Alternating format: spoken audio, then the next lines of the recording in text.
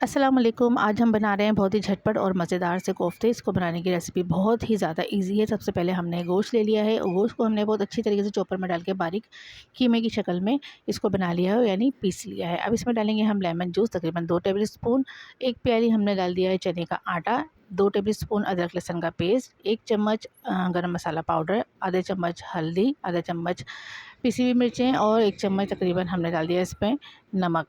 और ये 1 प्याली हमने प्याज है जो ब्राउन करके रखी हुई थी वो डाल दी है, और 1 ही प्याली हमने डाला है हरा धनिया और पुदीना बारीक कटा हुआ। इन तमाम चीज़ों को अच्छी तरीके से मिक्स कर देंगे और मिक्स करके इसके अच्छी तरीके से हमने मिक्स करने के बाद इसके छोटे-छोटे से बॉल्स बना लिए हैं। ये मैंने आलू फ्राई करके रखा था और इसके अलावा प्याज भी तल के रखा है। इस दही को प्याज के साथ मिक्स करके मैं इसको पेस्ट बना लूँगी। सारे कोफ्तों को मैं अच्छी तरीके से फ्राई कर लूँगी। ये वही ऑयल है जिसमें हमने प्याज को ब्राउन किया था।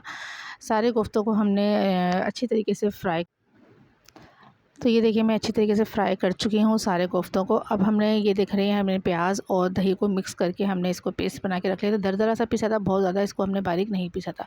वही तेल है मेरे पास, उसमें मैंने डाल दिया अदरक लहसुन का पेस्ट तकरीबन 1.5 से चम्मच। इसमें आधा चम्मच मैंने हल्दी, आधा चम्मच पिसी हुई मिर्चें और आधा चम्मच मैंने इसमें पिसा हुआ धनिया, नमक शामिल कर दिया अपने हस्बे ज़ायक़ा।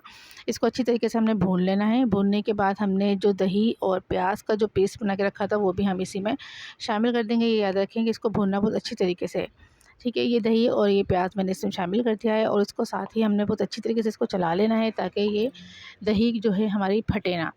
इसको अच्छी तरीके से भूनने के बाद हमने डाल देना है इसमें हस्बे ज़ायक़ा पानी। जितना पानी डालना है उतना ही पानी डालना है जितना हमें ग्रेवी रखनी है। उससे तकरीबन आधा गिलास ऊपर हमने पानी डाल देना है इसमें। ये पानी डालने के बाद पहले हमने इसको बॉयल दे देना है अच्छी तरीके से, और फिर उसके बाद हमने इसमें डाल देना है कोफ्ते और आलू जो हमने पहले से ही तैयार हुए हुए हैं।